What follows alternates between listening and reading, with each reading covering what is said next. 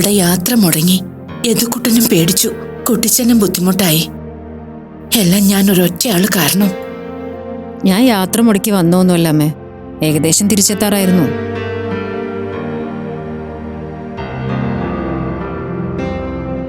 അമ്മുമ്മേ, ഇപ്പൊ വേദന വല്ലതും ഉണ്ടോ? ഇല്ലല്ലോ. എന്റെ വേദന മാറ്റാനുള്ള ആള് വന്നില്ലേ, മോന്റെ അമ്മ. പിന്നെന്താ? എനിക്ക് നല്ല വിഷമമായി. എന്തിന്?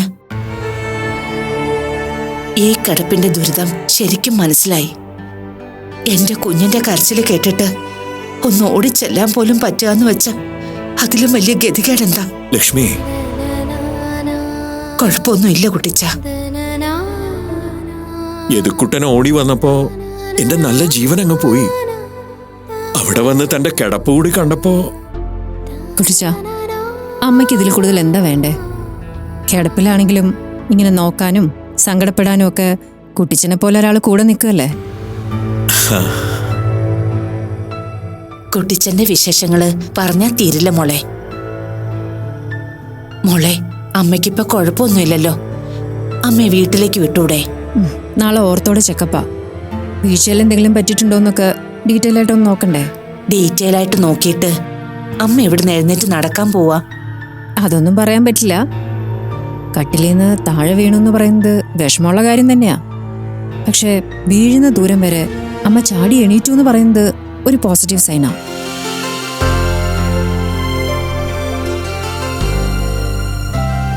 ചിലപ്പോ അമ്മയുടെ ചലനമറ്റ ഭാഗങ്ങള് പ്രതികരിക്കാൻ തുടങ്ങിയോന്ന് സംശയിക്കണം. നാളെ ഡീറ്റെയിൽ ആയിട്ട് നോക്കിയാലേ പറയാൻ പറ്റൂ.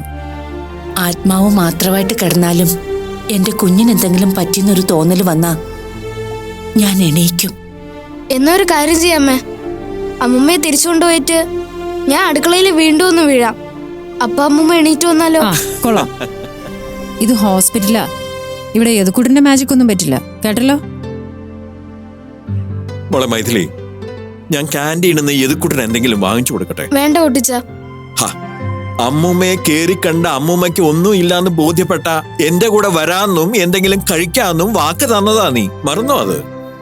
ചെല്ലു മോനെ, പോയിട്ട് വാ. ആ കുട്ടിച്ച, ഞാൻ അരുണിനോട് വരാൻ പറഞ്ഞിട്ടുണ്ട്. അവനൊരു യാത്രയിലായിരുന്നു, ഇപ്പൊ എത്തും. ശരി മോളെ.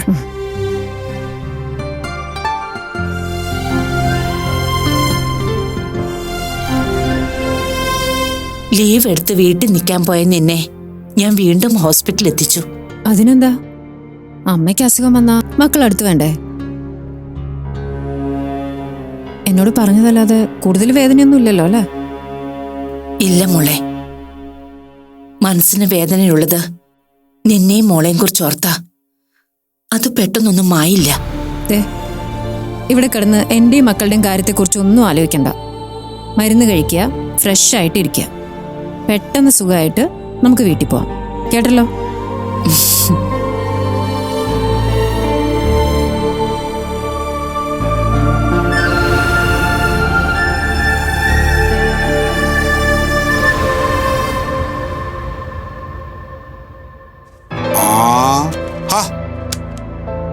ഇതെന്തു പറ്റി? യാത്ര നീട്ടിന്ന് പറഞ്ഞ് പോകാൻ അനുമതി വാങ്ങിച്ചിട്ട് തിരിച്ചു ഇങ്ങോട്ട് പോന്നു. യാത്ര നടന്നില്ല ഫാദർ. അതെന്താ കാരണം? ഹോസ്പിറ്റലിൽ എന്തോ എമർജൻസി ആണെന്ന് പറഞ്ഞ് അരുണിനെ മൈഥിലി മാം വിളിച്ചു. ചേടാ, എന്നിട്ട് അവൻ എന്റെ അടുത്തൊന്നും പറഞ്ഞില്ലല്ലോ. അതെങ്ങനെയാ? മൈഥിലി മാമിന്റെ വിളി വന്നാൽ അത് രാജകൽപ്പന പോലെയല്ലേ. പിന്നെ ചുറ്റുമുള്ളതൊന്നും അരുൺ കാണില്ലല്ലോ. അത് മോളെ, ഈ ഡോക്ടർമാർക്ക് അവരുടെ കർത്തവ്യം എന്ന് പറഞ്ഞാ അത് രക്തത്തിൽ അലിഞ്ഞു പോയതുപോലെ. അപ്പൊ പിന്നെ ആത്മാർത്ഥത കൂടുതലുള്ളവർക്ക് സ്വന്തം കാര്യം പോലും ശ്രദ്ധിക്കാൻ സമയം കിട്ടിയെന്ന് വരില്ല. പ്രത്യേകിച്ച് ഇഷ്യൊന്നുമില്ല ഫാദർ. ആ കുട്ടിച്ചന്റെ ഭാര്യയില്ലേ, അവര് കട്ടിലെന്ന് വീണുന്നു, അതാ കാരണം. അയ്യോ, അതൊരു നിസ്സാര കാര്യമല്ലല്ലോ മോളെ. മൈഥിലി അമ്മയെ പോലെ കാണുന്നൊരു സ്ത്രീയല്ലേ അവര്, കുട്ടിച്ചന്റെ ഭാര്യ ലക്ഷ്മി. എല്ലാവർക്കും അവരവരുടെ ബന്ധങ്ങൾ വലുതാ. ഞാൻ മാത്രം പ്രശ്നങ്ങളൊന്നും ഉണ്ടാക്കാൻ പാടില്ല. അല്ലെങ്കിലും ഞാനൊരു വഴക്കാളിയാണല്ലോ. ഇതിപ്പോ എനിക്ക് എന്താ തോന്നുന്നറിയോ? ഈ സ്കൂളിൽ നിന്നൊക്കെ ടൂർ പോകാൻ ആഗ്രഹിച്ചിട്ട് അച്ഛൻ തടസ്സം പറയുമ്പോഴുള്ള ആ കുട്ടികളൊരു വാശിയില്ലേ, അതുപോലെ ഈ ഒരു ചെറിയ യാത്ര മുടങ്ങിയാൽ എന്താ? നിങ്ങൾക്കിനി എത്രയോ യാത്ര ചെയ്യാലോ. അപ്പോഴും ഇതുപോലുള്ള തടസ്സങ്ങൾ വരില്ലെന്ന് ഉറപ്പില്ലല്ലോ. അതിനെ തടസ്സമൊന്നും വിളിക്കരുത്. ഇത് മനുഷ്യത്വപരമായൊരു ആവശ്യമാണ്. ആവശ്യവും തടസ്സവും തമ്മിൽ വ്യത്യാസമുണ്ട്. എനിക്കങ്ങനെ വേർതിരിച്ച് കാണാനൊന്നും പറ്റില്ല ഫാദർ. ഞാനെന്നാ ഇറങ്ങാം. ഫാദറിനോട് ഇവിടെ വന്ന് വിവരം പറയാൻ അരുൺ എന്നോട് പറഞ്ഞിരുന്നു. അതാ വന്നത്. ഞാൻ ഇറങ്ങാണേ. ആ മോളെ, ഒരുപാട് തർക്കങ്ങളും അഭിപ്രായ വ്യത്യാസങ്ങളും നിങ്ങൾക്കിടയിലുണ്ടായിരുന്നു. അതൊക്കെ മറന്നും പുറത്തുവാ നിങ്ങളിപ്പോൾ ഒരുമിച്ച് നടക്കാൻ തുടങ്ങിയത്. ജീവിതമാകുമ്പോൾ ചെറിയ ചെറിയ പ്രശ്നങ്ങളൊക്കെ ഉണ്ടാവും. അത് പെരുപ്പിക്കാൻ നമ്മുടെ മനസ്സൊരു വാസന കാണിച്ചാൽ അതിന്റെ ഗൗരവം കൂടും. അതല്ല, കണ്ണടക്കേണ്ടതിനോട് കണ്ണടക്കാൻ അങ്ങ് ശീലിച്ച ജീവിതം ഒരു രസമായിരിക്കും. എന്നെക്കാൾ നന്നായിട്ട് ഫാദറിനെ അനുസരിക്കുന്നത് അരുണാണല്ലോ. അരുണിനെ വിളിച്ചിരുത്തി ഇതൊന്ന് പറഞ്ഞു കൊടുക്കണം. കണ്ണടക്കേണ്ട കാര്യങ്ങൾ കണ്ണടയ്ക്കാൻ പറയണം. അരുണിന്റെ സ്വഭാവത്തിൽ ഒരു കാര്യം ഞാൻ ശ്രദ്ധിച്ചിട്ടുള്ളത്, അരുൺ ആരോട് നോ പറയാൻ പറ്റില്ല. പക്ഷേ എന്നോട് പറയും, ശക്തമായിട്ട് തന്നെ പറയും. അവൻ ജീവിച്ച രീതി അതാ മോളെ. പിന്നെ നിങ്ങൾ തമ്മിലുള്ള കാര്യം, ഒരു സ്നേഹബന്ധത്തിന്റെ രസം, അതിലെ വാശിയും ചില തട്ടുകേടുകളും ഒക്കെ അല്ലേ? അയ്യോ, എനിക്കറിയില്ല. നിങ്ങളൊക്കെ പറഞ്ഞു കേട്ട അറിവേ എനിക്കുള്ളൂ. ഇടയ്ക്കൊന്ന് പിണങ്ങ്, അത് കഴിഞ്ഞ് മിണ്ടാതിരിക്കെ, പിന്നീട് കൂടുതൽ സ്നേഹത്തോടെ സംസാരിക്കുക. അതൊക്കെ ഒരു രസാ ഫാദർ. പക്ഷെ വളരെയേറെ ആഗ്രഹിക്കുന്ന ഒന്ന് ഒറ്റയടിക്ക് ഇല്ലാതാവുമ്പോ ചെറിയൊരു വിഷമം തോന്നും. എനിക്കും അതുണ്ടായി. അത് തുറന്നു പറയുന്നതിൽ കുഴപ്പമൊന്നുമില്ലല്ലോ. ഞങ്ങൾ അവരുമായിട്ടൊക്കെ അടിച്ചു പൊളിച്ച് ട്രാവൽ ചെയ്ത് വരുമായിരുന്നു. പെട്ടെന്നാ ഇങ്ങനൊരു വയ്യാവേലി. നിന്റെ സങ്കടം ഞാൻ അവനെ പറഞ്ഞ് മനസ്സിലാക്കാം. വേണ്ട, വീണ്ടും ഒരു പരാതിക്കാരിയാവാൻ എനിക്കിഷ്ടമില്ല. അരുണെന്നെ മനസ്സിലാക്കുകയാണെങ്കിൽ അതുപോലെ ചെയ്യട്ടെ. രംഗനാഥനെ വിളിച്ചു പറഞ്ഞിട്ട് സ്നേഹമോള് വേണമെങ്കിൽ ഇവിടെ തന്നെ നിന്നോ. അവൻ തിരിച്ചു വന്നിട്ട് നിങ്ങൾക്ക് ഒരുമിച്ച് പോകാലോ. അത് വേണ്ട. അരുൺ ഇനിയിപ്പോ പെട്ടെന്നൊന്നും വരാൻ പോകുന്നില്ല. അവര് വിടില്ല. അതെന്താ മോളെ? അല്ല ഫാദർ, അവിടെ എന്തേലും അത്യാവശ്യം ഉണ്ടെങ്കിൽ അരുൺ ഇന്ന് പോരാൻ പറ്റില്ലല്ലോ. അത് പറഞ്ഞതാ. ഞാനിന്ന് ഇറങ്ങട്ടെ.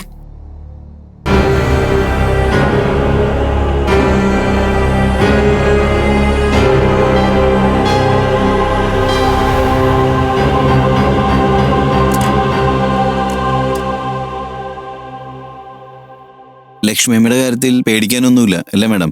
ലക്ഷ്മിയമ്മ ഓക്കെയാ. പക്ഷെ വീഴ്ച കുറച്ച് കടുത്തതായിരുന്നു. സോ ഇന്ന് പോണെന്ന് നിർബന്ധം പിടിച്ചിട്ട് ഞാൻ പറഞ്ഞയക്കായിരുന്നു. അതുകൊണ്ടാ. അത് നന്നായി. നാളെ ഡേവിഡ് സാറിന്റെ ഓർത്തമുണ്ട്. സാറ് വന്നിട്ട് ഒന്ന് ഡീറ്റെയിൽ ആയി ചെക്കപ്പ് ചെയ്തതിന് ശേഷം നമുക്ക് ആലോചിക്കാം. Okay ma'am. അരുണിന്റെ യാത്ര മുടങ്ങിയില്ലേ? ഏയ്, ഇറ്റ്സ് ഓക്കെ മാം. സാരമില്ല. പെട്ടെന്നുള്ള യാത്രയായിരുന്നു. ഒരു 2-3 ദിവസം കൂടി ഒന്ന് എക്സ്റ്റെൻഡ് ചെയ്തിരുന്നു. ഇവിടുത്തെ കണ്ടീഷൻ പറഞ്ഞപ്പോൾ ഞാനത് ക്യാൻസൽ ചെയ്തു. അരുണിന്റെ കാര്യത്തിൽ ഓക്കെ. സ്നേഹയുടെ കാര്യം എങ്ങനെയാ? എൻ്റെ ഡ്യൂട്ടിയുടെ കാര്യത്തിൽ ഞാൻ സ്നേഹയുടെ അഭിപ്രായം ചോദിക്കാറില്ല. എന്നാലും ചിലപ്പോൾ മുഷിന്റെ തോന്നിയിട്ടുണ്ടാവും. അതൊക്കെ ഞാൻ പറഞ്ഞ് ശരിയായിക്കോളാം മാഡം. വേറൊന്നുമല്ല, ലക്ഷ്മിയമ്മയുടെ അടുത്ത് എനിക്ക് നിൽക്കാവുന്നേ ഉള്ളൂ. പക്ഷേ ഔദ്യോഗികമായിട്ട് ഞാൻ ലീവല്ലേ. മാം ഇനി അതിൻ്റെ വിശദീകരണം നീട്ടി പരത്തി പറയണ്ട. എനിക്കൊരു കംപ്ലൈൻറ്റും ഇല്ല. ലക്ഷ്മിയമ്മയെ കെയർ ചെയ്യാൻ മാം എങ്ങനെയാണോ ആഗ്രഹിക്കുന്നത് അതുപോലെ ഞാനും ആഗ്രഹിക്കുന്നുണ്ട്. ഇതു എന്തൊന്നും മിണ്ടാണ്ടിരിക്കുന്നത്? നിങ്ങൾ സംസാരിക്കുകയല്ലേ. എനിക്കറിയാത്ത കാര്യങ്ങളിൽ ഞാൻ അഭിപ്രായം പറഞ്ഞിട്ട് എന്താ? That's good. പക്ഷേ തൻ്റെ മുഖത്തൊരു കുറ്റബോധം കിടപ്പുണ്ടല്ലോ അല്ലേ മാം? ലക്ഷ്മിയമ്മയുടെ കണ്ടീഷൻ കണ്ടിട്ടാ. അവനാണ് ഉത്തരവാദി എന്നും പറഞ്ഞ് കുറെ ടെൻഷനായി. മാം, ഞാൻ യദുവിനെ ഒന്ന് പുറത്തേക്ക് കൊണ്ടുപോകട്ടെ? എങ്ങോട്ടാ? വേറെ എങ്ങുമല്ല. ഒന്ന് ക്യാൻറ്റീനിൽ പോയി ഒരു ഐസ്ക്രീം മേടിച്ചു കൊടുക്കണം. കുറേ സമയം അവിടേക്ക് ഒന്ന് ചുറ്റി നടക്കാം. ആളെ ഒന്ന് ഫ്രഷ് ആക്കി എടുക്കാം. ഞാനില്ല, ഞാനിവിടെ അമ്മയുടെ അടുത്ത് നിന്നോളാം. അമ്മയുടെ അടുത്ത് നിൽക്കാനൊക്കെ ആവശ്യത്തിന് സമയമുണ്ട്. ഇപ്പം ഇയാൾ ഇങ്ങോട്ട് വന്നേ. പോയിട്ടോ. പാടോ.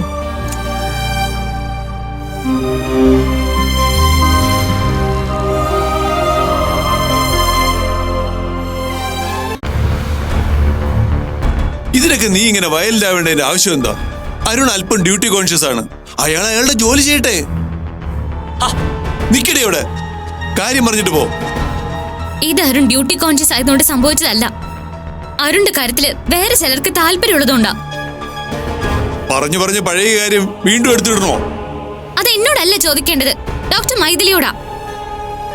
ഈ ഒരു നിസ്സാര കാര്യം, കുട്ടിച്ചന്റെ ഭാര്യ കട്ടിലിൽ നിന്ന് വീണ കാര്യം അവർക്ക് പരിഹരിക്കാലോ. അല്ലെങ്കിൽ ആ ഹോസ്പിറ്റലിൽ ഇഷ്ടം പോലെ ഡോക്ടർമാരില്ലേ? എന്നിട്ട് എന്തുകൊണ്ട് അരുണിനെ വിളിച്ചു വരുത്തി? അതിനൊറ്റ അർത്ഥമേ ഉള്ളൂ, ഞങ്ങളുടെ യാത്ര മുടക്കണം. എന്തൊക്കെയാ നീ പറയുന്നത്? എന്റെ അച്ഛാ, എന്റെ അഭിപ്രായത്തില് അവരെന്തൊക്കെയോ പ്രതിസന്ധിയില്ല. അവർക്ക് സന്തോഷിക്കാൻ പറ്റുന്നില്ല. അപ്പൊ ചുറ്റുമുള്ളവര് സന്തോഷിക്കാൻ പാടില്ല, അത്ര തന്നെ. ഈ രീതിയിൽ നിന്നോട് സംസാരം തുടരാൻ എനിക്ക് താല്പര്യമില്ല. ഒരു കാര്യം മോള് മനസ്സിലായിക്കോ, ഡോക്ടർ മൈഥിലിയെ കുറിച്ച് എന്തൊക്കെ കുറ്റങ്ങളും കുറവുകളും നീ പറഞ്ഞാലും നീ ഇപ്പൊ അരുണിനൊപ്പം ജീവിക്കുന്നുണ്ടെങ്കിൽ അതിന് കാരണം മൈഥിലിയാ. അതുകൊണ്ട് ഞാൻ നിത്യേന രാവിലെ ഡോക്ടർ മൈഥിലിയുടെ കാല് തൊട്ട് വന്ദിക്കണോ? അവരുടെ അടിമയായിട്ട് ഈ ജീവിതം മുഴുവൻ ജീവിച്ചു തീർക്കണോ? എന്ന് ആര് പറഞ്ഞു? മോളെ, നമുക്കെല്ലാവർക്കും അവരവരുടേതായ അഭിമാന ബോധമുണ്ട്, വാശികളുണ്ട്. പക്ഷെ നമ്മൾ പോകുന്നിടങ്ങളിലെല്ലാം അതിന് മാത്രമാണ് പ്രാധാന്യം എന്ന് വിചാരിക്കരുത്. ചുറ്റുപാടുകളോട് കോംപ്രമൈസ് ചെയ്യാൻ പറ്റാത്ത ഏത് മനുഷ്യനും അസ്വസ്ഥരായിരിക്കും. മതി മതി, ആവശ്യത്തിന് ഫാദറിന്റെ അടുത്തുനിന്ന് ഉപദേശം കേട്ടാ ഞാൻ ഇങ്ങോട്ട് വന്നത്. അരുണിന് പറയാനുണ്ടാവുന്ന ഇതൊക്കെ തന്നെയായിരിക്കും. എനിക്ക് സങ്കടം പറയാൻ ആരുമില്ല. എന്റെ അമ്മ ഉണ്ടായിരുന്നെങ്കിൽ എന്നെ മനസ്സിലാക്കിയേനെ. ആ തോന്നല് തെറ്റാ. നിന്റെ അമ്മയുണ്ടായിരുന്നെങ്കിലേ ഒരുപക്ഷെ നിനക്ക് ഇങ്ങനെ ഒരു ചിന്തയെ വരില്ലായിരുന്നു. ചുറ്റുമുള്ള ആളുകളോടും ബന്ധുക്കളോടും അമ്മ പൊരുത്തപ്പെട്ടു പോകുന്നത് ഞാൻ അത്ഭുതത്തോട് നോക്കി നിന്നിട്ടുണ്ട്. അത് അവളുടെ ഒരു ക്വാളിറ്റി ആയിരുന്നു. ഞാനതൊന്നും പറ്റാതെ പോയൊരുത്തി അല്ലേ? ഇത് അരുണിനോട് പറഞ്ഞിട്ടുണ്ടോ? ഫാദറിനോട് പറഞ്ഞിട്ടുണ്ടോ? അല്ല, അച്ഛനടക്കം എല്ലാരും ഞാൻ ചീത്തയാണെന്ന് വ്യാഖ്യാനിക്കാനാണല്ലോ നടക്കുന്നത്. ഞാൻ നല്ലൊരു കാര്യം പറയട്ടെ, നിന്റെ മനസ്സിൽ ഇത്തിരി ദേഷ്യവും പരിഭവവും ഒക്കെ ഉണ്ട്. നന്നായിട്ടൊന്ന് റെസ്റ്റ് എടുക്ക്, നന്നായിട്ടൊന്ന് കിടന്നുറങ്ങ്. അപ്പോഴേക്കും അരുൺ വരും. ഞാൻ ഉണർന്നിരിക്കുന്ന കുഴപ്പം പലർക്കും. നിക്ക് മോളെ, ഞാൻ നിന്നോട് വീണ്ടും വീണ്ടും പറയുകയാണ്, അരുണിനെ വേദനിപ്പിക്കുന്ന ഒരു വാക്കും നിന്റെ നാവിൽ നിന്ന് വീഴാൻ പാടില്ല. മൈഥിലിയെ അപമാനിക്കുന്ന ഒന്നും നീ പറയാനും പാടില്ല. അരുണിന്റെ ജോലി സംബന്ധമായ കാര്യങ്ങൾ അരുണിന് വിടുക. അവിടെ നിനക്കൊന്നും ചെയ്യാനില്ല. അച്ഛന്റെ ഓരോ വാക്കും ഞാൻ ചെയ്തത് ഒരു വലിയ അബദ്ധമാണെന്ന് ഓർമ്മിപ്പിക്കുക. ഞാനൊരു കാര്യം ചോദിക്കട്ടെ, ഞാൻ ഒരാളെ സ്നേഹിച്ചില്ലായിരുന്നെങ്കിൽ അച്ഛൻ എനിക്ക് വേണ്ടി ഒരാളെ കണ്ടെത്തില്ലായിരുന്നോ? അയാൾ എന്നെ വേദനിപ്പിച്ചോ എന്റെ ആഗ്രഹങ്ങൾക്കൊത്ത് നടന്നില്ലെങ്കിലോ അച്ഛൻ ഇതുപോലെ എന്നെ ആയിരിക്കോ കുറ്റം പറയാ, അതോ അയാളായിരിക്കോ? അതിന് മറുപടിയില്ല. അതിന്റെ അർത്ഥം എന്താ? ഇത് ഞാൻ ചെയ്ത തെറ്റാണ്, ഇതിൽ വരുന്ന എന്ത് ഭവിഷ്യത്തും ഞാനായിട്ട് അനുഭവിച്ചു കൊള്ളണമെന്ന് അച്ഛൻ കരുതുന്നല്ലേ? പറഞ്ഞു തോൽപ്പിക്കാൻ എന്നെ കൊണ്ട് പറ്റില്ല. നീ ഇങ്ങനെയൊക്കെ ചിന്തിച്ചാൽ ഇത് എവിടെ ചെന്ന് അവസാനിക്കുമെന്ന് എനിക്കറിയില്ല. ഞാൻ ആരോടും ഒരു പരാതിയും പറയുന്നില്ല. കുറച്ചു നാൾ കഴിയുമ്പോ എനിക്കൊരു കുഞ്ഞുണ്ടാവും. അന്ന് കുഞ്ഞിന്റെ കാര്യങ്ങൾ നോക്കുന്നതിലും അരുൺ ഇങ്ങനെ ആയിരിക്കുമെന്ന് എനിക്കറിയില്ല. അപ്പൊ എനിക്ക് പരാതി പറയാൻ അവകാശം ഉണ്ടാവോ? അറ്റ്ലീസ്റ്റ് ഒരു അമ്മയുടെ അവകാശം. ഇതിനൊക്കെ ഞാൻ എന്ത് മറുപടിയാ പറയേണ്ടത്? ഒരു കാര്യം നിങ്ങൾ എല്ലാവരും മനസ്സിൽ എഴുതി അടിവരയിട്ട് വെച്ചോ. ഡോക്ടർ മൈഥിലിയെ പുകഴ്ത്തി പറയാൻ നിങ്ങൾ എന്തൊക്കെ വാചകങ്ങൾ ഉപയോഗിച്ചാലും എന്റെ അരുണിന്റെയും ജീവിതത്തില് അവരൊരു കല്ലായിരിക്കും. സ്നേഹത്തിൽ മുക്കി പൊതിഞ്ഞൊരു കല്ല്. അത് ചിലപ്പോ ചിലർക്ക് തടസ്സമായിട്ട് കാലിന് മുൻപിൽ കിടക്കും, ഭാരമായിട്ട് തലയ്ക്ക് മീതെ ഇരിക്കും. അപ്രതീക്ഷിതമായിട്ട് ചിലപ്പോ വേദനിപ്പിക്കുന്ന ഒരു ഏറായിട്ടും വരാം. അത് ചിലപ്പോ വിധിന്ന് പറയാം, അല്ലേ അച്ഛാ? മറുപടി ഇല്ല അല്ലേ? ഇനി എനിക്ക് പോവാലോ?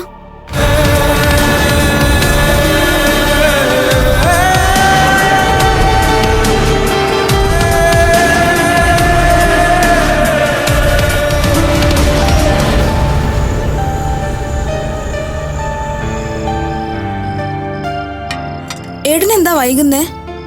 ആരെങ്കിലും കാണാനുണ്ടാവും. ഒരു ബിസിനസ് സ്ഥാപനത്തിന്റെ മാനേജർ അല്ലേ, മിക്കപ്പോഴും മീറ്റിംഗ് ഉണ്ടാവും. രാത്രിയൊക്കെ ഒരുപാട് വൈകുമോ? അങ്ങനെ എപ്പോഴും ഇല്ല. ചിലപ്പോ ചില യാത്രകളൊക്കെ ഉണ്ടെങ്കിൽ വരാറാവുമ്പോ നേരം വൈകും. അപ്പൊ ചേച്ചിക്ക് പേടിയൊന്നുമില്ലേ? പിന്നെ ഒന്നാമത് മുമ്പ് ഇതൊരു ഷോപ്പറും വരുന്ന സ്ഥലോ, പ്രേതങ്ങളൊക്കെ ഒരുപാടുണ്ട്. എന്റെ ദൈവമേ, പ്രേതങ്ങളൊക്കെ ഉണ്ടോ? പിന്നെ രഞ്ജിത്ത് ഇല്ലാത്തപ്പോ അവരല്ലേ എനിക്ക് കൂട്ട്. വന്ന് കുറച്ചു നേരം സംസാരിച്ചിരുന്നിട്ട് അങ്ങ് പോവും, അത്രേ ഉള്ളൂ. ഒന്നും മിണ്ടാതിരുന്നേ. ദേ, ഇവിടെ ഷോപ്പറുമാണെന്നൊക്കെ ഞാൻ വെറുതെ പറഞ്ഞതാണ് കേട്ടോ. ഇനി അതും പറഞ്ഞ് രാത്രി കരയാൻ നിക്കരുതേ. കളിയാക്കണ്ട, എനിക്ക് ധൈര്യമൊക്കെ ഉണ്ട്. ഞങ്ങളുടെ നാട്ടിലെ ഞാൻ ശവപ്പറമ്പിന്റെ അടുത്തൂടെ ഒറ്റയ്ക്ക് പോയിട്ടുണ്ട്. രാത്രിയോ? അല്ല, പകല്. പകലായാലും ശവപ്പറമ്പല്ലേ. ഓ, നിന്റെ ധൈര്യം ഞാൻ സമ്മതിച്ചു. പകൽ സമയത്ത് ഷാപ്പറമ്പിന്റെ മുൻപിൽ കൂടെ ആദ്യമായിട്ട് പോകുന്ന ആള് നീ ആയിരിക്കും. ആ എത്തിയല്ലോ.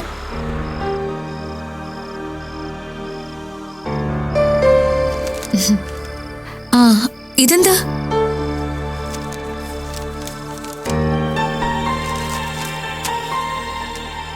ഇതെന്തിനാ വീണ്ടും വാങ്ങിച്ചോണ്ട് വന്നേ? എന്നെ പിടിച്ചിരുത്താനാണോ? ഒരിക്കൽ ഞാനതെടുത്ത് വലിച്ചെറിഞ്ഞതാണേ. തന്നെ പിടിച്ചിരുത്താനൊന്നും അല്ല, ചെസ് കളിക്കാൻ അറിയുന്ന ഒരാള് ഇവിടെ ഉണ്ട്. ആര്? ഇവള് തന്നെ. നിനക്കറിയോടി? അറിയാം. ചേട്ടൻ നിർബന്ധിച്ച് ചോദിച്ചപ്പോ ഞാൻ പറഞ്ഞേ ഉള്ളൂ. ഇങ്ങനെ വാങ്ങിക്കൊണ്ട് വരുമെന്ന് ഞാൻ കരുതിയില്ല. ഇനി പറഞ്ഞിട്ടെന്താ കാര്യം? കൂടിയിരുന്ന് കളിച്ചോ. നീ പെട്ടു മോളെ. കേട്ടോ അവണി, ഇത്രയും നല്ലൊരു ഗെയിമിനെ കുറിച്ച് നിന്റെ ചേച്ചിയുടെ അഭിപ്രായം ഇതാ. ഇത് ചുമ്മാ രണ്ടുപേരെ കുഴിച്ചിട്ട പോലെ ഇരിക്കുക, എന്നിട്ട് എങ്ങുമില്ലാത്ത ആലോചനയും. ഞാൻ കയറിയുന്ന എന്റെ മൂഡ് പോവും. അപ്പൊ അവണി ഇത് പിടിച്ചാട്ടെ. ഇനി മുതൽ സമയം കിട്ടുമ്പോ നമുക്ക് അറ്റ്ലീസ്റ്റ് ഒരു ഗെയിം. വേറൊന്നുമല്ല, പഴയ ഗ്രാൻഡ് മാസ്റ്റർ എനിക്കൊന്നും എടുക്കാനാ. എന്ത് ഗ്രാൻഡ് മാസ്റ്ററോ? ഏട്ടൻ കോളേജിലെ ചാമ്പ്യൻ ആയിരുന്നു എന്ന് പറഞ്ഞു. അങ്ങനെയും തള്ളിമറിച്ചോ? ഞാനും ആ കോളേജിൽ തന്നെയല്ലേ പഠിച്ചത്. ഇങ്ങനൊരു ചെസ് ചാമ്പ്യനെ ഞാൻ കണ്ടിട്ടില്ലല്ലോ. പറഞ്ഞു നാറ്റിക്കാതോ. അല്ല, എനിക്ക് ചെസ് കളിക്കാൻ അറിയാലോ, അതെങ്കിലും സമ്മതിച്ചു തരുമോ? ആ കുഴപ്പമില്ലാതെ കളിക്കും. അല്ലതെ വീമ്പ് പറച്ചിലൊന്നും വേണ്ട, ഞാൻ സമ്മതിച്ചു തരൂല. ശരി, ഞാനൊരു സാധാരണക്കാരൻ, കളിച്ച് പഠിച്ചോട്ടെ.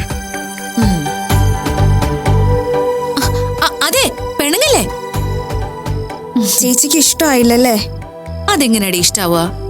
എനിക്കിഷ്ടമില്ലാത്ത ഒരു സാധനം ഈ വീട്ടിൽ കൊണ്ടുവന്നാ എനിക്ക് പിടിക്കുവോ? അതുകൊണ്ട് ഈ കളഞ്ഞേ. എങ്ങോട്ടാ? കളയാൻ പറഞ്ഞു. എന്റെ പൊന്ന് ദൈവമേ, കഷ്ടകാലത്തിന് നീ പോയി ചത്തോന്നൊരു വാക്ക് എന്റെ നാവിന്ന് അറിയാതെ വന്നു പോയാലേ നീ അങ്ങനെ ചെയ്തു കളയുമല്ലോ. കൊണ്ടുപോയി അകത്ത് വെക്കടി. ഏട്ടൻ കളിക്കാൻ വിളിക്കുവാണെങ്കിൽ ചേച്ചിയും കൂടെ ഇരിക്കണേ.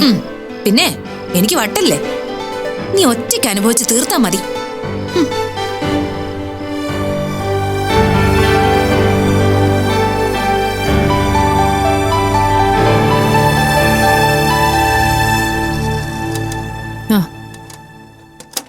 അമ്മ പിന്നെ വേദനിക്കുന്നു പറഞ്ഞോ ഊട്ടിച്ച?